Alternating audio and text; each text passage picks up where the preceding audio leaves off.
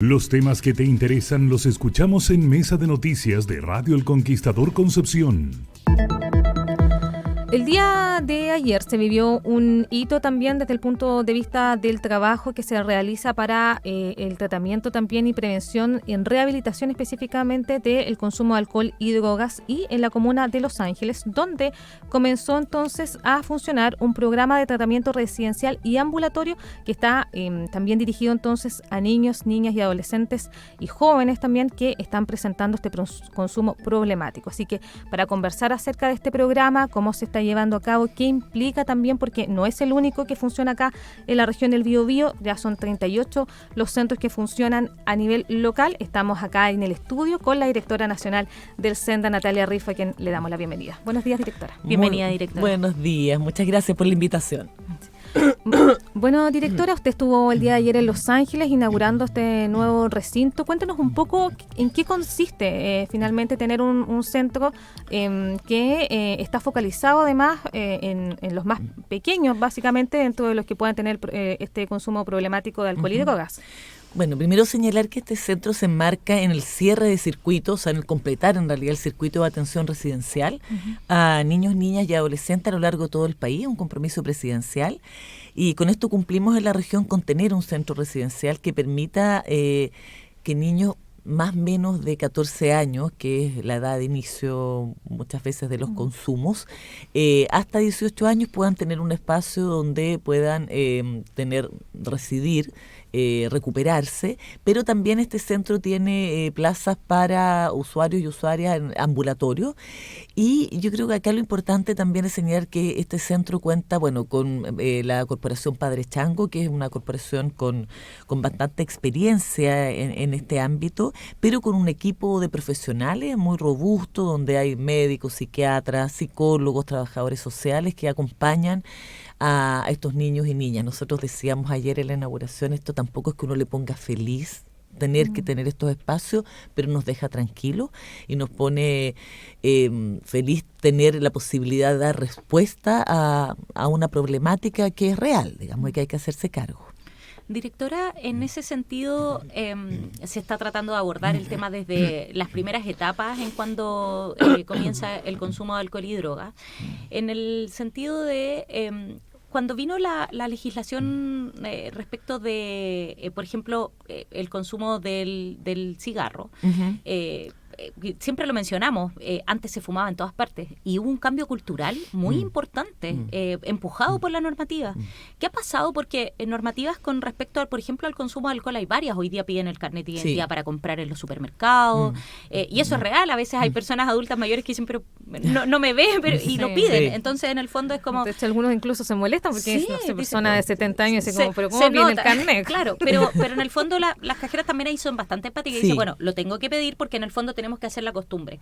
¿Ha pasado lo mismo con esa legislación? Incluso también hay otras, no se permite, por ejemplo, que empresas de ese tipo auspicien eventos, por ejemplo, deportivos, para que no haya como una dicotomía. ¿Pasa lo mismo? O sea, yo creo que aquí es súper importante lo que señala es lo que nosotros llamamos prevención ambiental, que está basado en evidencia, digamos, con experiencias de otros países, que cuando todo gira en torno a prevenir el consumo, sobre todo en los menores de edad, donde cualquier consumo de riesgo de drogas lícitas o ilícitas, tal como lo señala, o sea, alcohol, tabaco u otras que son ilícitas, efectivamente tener restricciones, regulaciones, permite que haya una disminución de la prevalencia de los consumos.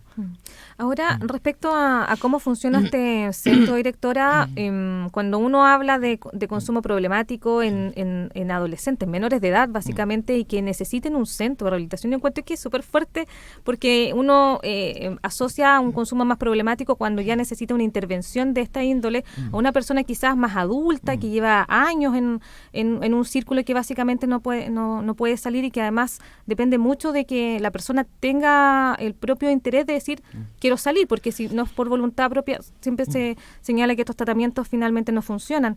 ¿Cómo opera esto entonces en el caso de adolescentes que además están en una edad de desarrollo, donde decir, a lo mejor tener conciencia de si esto me hace tan mal, no es lo mismo que desde el punto de vista de un adulto. Por supuesto, y bueno, y hay un tema que es siempre bien discutido, además teóricamente, que tiene que ver con la voluntariedad del tratamiento, que efectivamente estos son centros que son abiertos, o sea, esto no hay restricción de las libertades, digamos, de movilidad de los niños y los jóvenes que están allí. Es algo que se trabaja, es parte también del tratamiento. Y yo creo que es bien importante acá señalar que esto es un problema de salud mental, es una enfermedad crónica que tiene posibilidad de recuperación, pero hay que acompañar todos esos procesos. Y ahí quisiera señalar algo que es tremendamente importante. Nosotros hablamos de recuperación, nos parece que ese es el concepto, donde está el tratamiento, pero también la integración social. Por eso, por ejemplo, ayer estaba el alcalde de la comuna. ¿Por qué es tan importante? Porque también esos jóvenes que están allí, que pueden pasar entre 3, 6 meses, digamos, en el centro de tratamiento residencial, luego tienen que volver además a sus comunidades, a sus familias, y tenemos que entregarle, y ahí hay una responsabilidad compartida también de la comunidad. Nosotros hablamos de parentalidad social, que nos parece que esta oferta cultural, deportiva, ¿qué pasa con el rezago educativo? Muchas veces tenemos jóvenes que no pueden tener una continuidad de sus estudios, pero a los 18 años no van a entrar a primero medio. Tenemos que darle una oportunidad para que se sientan integrados. Entonces, este es un trabajo conjunto. Quisiéramos disminuir la edad de inicio, eso es un objetivo de Senda. Nosotros sabemos que los jóvenes tienen consumos experimentales, eso es algo que es una realidad, pero no todos los consumos son iguales, y por eso cuando hay condiciones de vulnerabilidad, hay consecuencias sociales y sanitarias que son distintas, y eso es lo que la política pública tiene que hacerse cargo, también acompañar esos consumos que decimos entre comillas de riesgo, por cierto, pero también desiguales respecto a cómo el entorno te acompaña, te acoge en esta trayectoria de recuperación. Y en ese aspecto vamos hacia la tónica en otras partes del mundo. Por ejemplo, se le aumentan costos a justamente este tipo de productos, el alcohol. Son difíciles de conseguir, son caros. No es tan de fácil acceso. Sí. Vamos hacia ese camino, por lo menos. O sea, hay elementos, sí, yo creo que bueno, el tema del tabaco, como bien lo señalaba, respecto a que a 100 metros de los establecimientos de educación no se puede vender. ¿Se acuerda que antes vendían, bueno, ustedes son más jóvenes, cigarrillos sueltos? Sí, bueno, la universidad sí, claro. Sí. Y eso también permite. Ahora, claro, el tema de los impuestos en el fondo, pero ahora está a puertas a empezar a implementarse un reglamento nuevo de la ley de alcoholes, que es bien interesante porque también pone algunas restricciones que son similares a los sellos de salud respecto a las calorías, al sodio, en fin, que va a estar en las botellas, en el etiquetado de las botellas de la venta de alcohol, que el alcohol puede producir otras consecuencias, ser muy claro respecto al grado, que sea muy visible. Entonces empezar a generar restricciones que permitan efectivamente que el acceso, sobre todo de los niños, las niñas y los adolescentes, sea cada vez menor, y disminuir esa edad de inicio, por cierto. Ahí cuando usted menciona algo que evidentemente no hay cómo negarlo, el consumo experimental en los jóvenes, o porque es parte del grupo también, porque están todos haciendo, a lo mejor antes era muy normal el tema del tabaco, ahora ha ido cambiando también, quizás migrando hacia la marihuana. ¿Cuándo en el fondo se identifica que un adolescente o un niño tiene un consumo problemático? Sí. Bueno, yo vuelvo a decir que bien importante señalar esto, que independiente que sea lícito o ilícito, cualquier consumo en menores de 18 años es de riesgo. Por los aspectos, por supuesto, de salud física, pero también mental. Estamos en un proceso de independización, digamos, de los adultos. Hay una serie de elementos que hacen que sea riesgoso también estos consumos.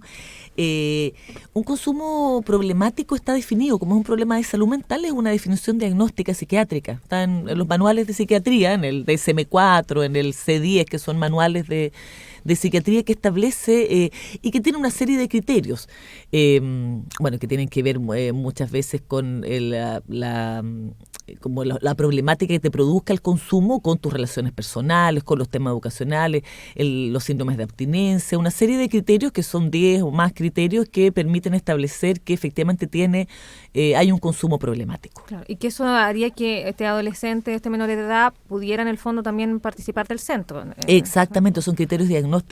Yo también quiero entregar un antecedente a propósito de la importancia de que la comunidad también siente que este es un problema de todos, que nosotros tenemos algunos datos de acá de la región, de los adolescentes que entran a programas nuestros.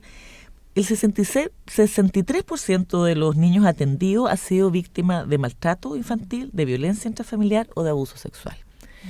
Entonces acá hablamos de un consumo problemático, pero que muchas veces está asociado a otras vulneraciones y a otras patologías de salud mental, producto también de trauma respecto a sus propias vivencias. Entonces, el concepto o el señalar que no todos los consumos son iguales nos pone a nosotros con una responsabilidad como Estado, como gobierno, como sociedad, en el fondo de decir acá tenemos que acompañar a estos niños desde distintos lugares. ¿Y ahí cómo llegan a pedir ayuda? Porque en el caso, si estamos asociándolo a que hay un tipo de vulnerabilidad, no necesariamente los padres están presentes en menores de edad. Entonces, ¿cómo se llegan a pedir ayuda o identificar a estos adolescentes, a estos menores de edad, para que puedan ser parte del programa? Bueno, hay varias vías. Bueno, la principal vía, por cierto, es nuestra coordinación y nuestra alianza con salud. No, esto, digamos, se ingresa desde, no es que las personas puedan llegar directamente al centro, desde la atención primaria. Entonces ahí hay equipos que hacen tamizaje, que en el fondo evalúan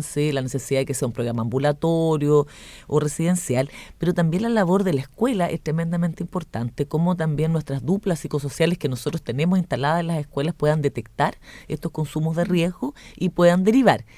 Y hay otro elemento que es algo nuevo que vamos a empezar a implementar ahora este año, que es, nosotros sabemos que luego de la pandemia, muchos jóvenes no volvieron a los establecimientos educacionales. Hay un plan de reactivación educativa para poder que los chicos vuelvan. El espacio de la escuela es un espacio de protección, pero ¿qué pasa con esos jóvenes que hoy día no están en la escuela? Entonces vamos a realizar un programa de prevención comunitaria, que nosotros llamamos selectiva, que en el fondo es donde hay factores de riesgo, pero en la comunidad, en el territorio, para poder detectar y mirar justamente lo que señala y que esos jóvenes que necesitan ayuda tengan un espacio donde puedan pedir esa ayuda o nosotros podamos detectar efectivamente y poder trabajar con ellos para que ingresen a algún espacio, digamos, de acompañamiento y de recuperación. Directora, este tipo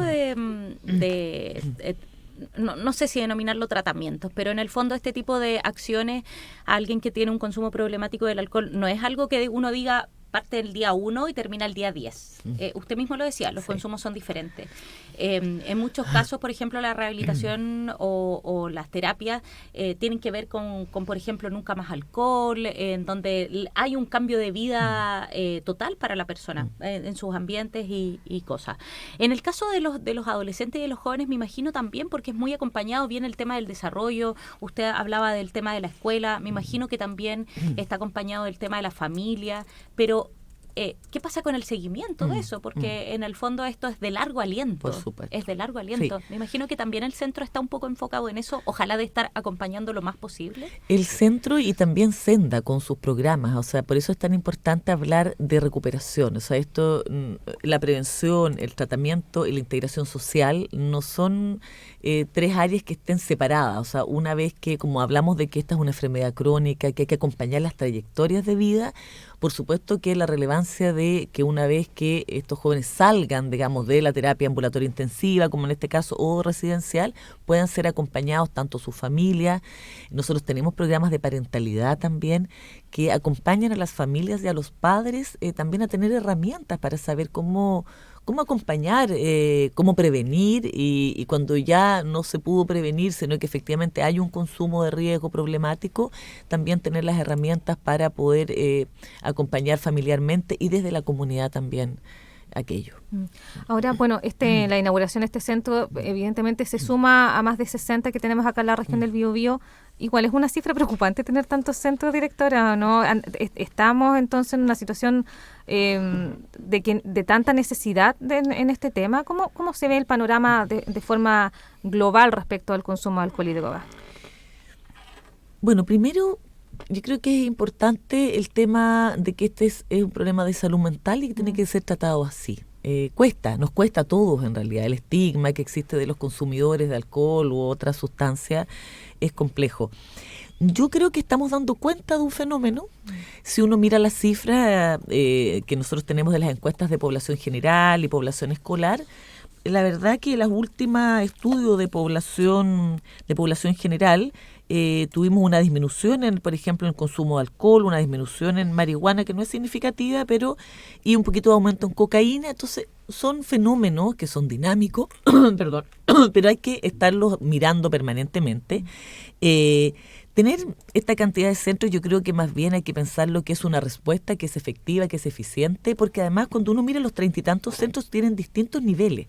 Tenemos centros muy específicos, dirigidos a población general, pero también tenemos centros para mujeres, tenemos centros para mujeres, por ejemplo, que puedan estar con sus hijos, que ese es un elemento tremendamente importante, la especificidad. Las mujeres son las que menos piden ayuda cuando tienen consumo, pero eso tiene que ver con la razón de que muchas veces son las cuidadoras únicas de sus hijos o hijas, y si entran a un centro no tienen con quién dejarlos. Hay una serie de elementos que hoy día nos hacen pensar de que tenemos que ser cada vez más específicos, por eso son muchos, porque cada uno tiene una especificidad en particular de población a la cual se dirige. Ahí, ¿cómo va la evaluación también hablábamos hace un rato de las normativas? Porque, por ejemplo, cuando vino el tema de la tolerancia cero con el alcohol, en algún momento también se vio que en la población la gente tenía un poco más de conciencia, va a haber un conductor designado, y estaba muy estricto con eso, y ya dentro de un grupo a alguien no le tocó beber alcohol para que justamente llevara al grupo, pero como que se va relajando un poco la medida. ¿Qué pasa con las normativas que rodean a todo, no solamente en los jóvenes, sino que en toda la población, que pareciera que se olvida? Tiene que pasar nuevamente algo de gran impacto como para que la gente diga, oye, sí, en realidad volvamos nuevamente a tener conciencia de esto. ¿Qué pasa con eso, directora? ¿Han podido evaluar esa situación? Sí, hay algunos antecedentes que tienen que ver con la percepción de riesgo, que para nosotros es como lo relevante y que tiene justamente una relación con el consumo. Cuando hay una alta percepción de riesgo, lo lógico es que baje, digamos, la prevalencia y los consumos.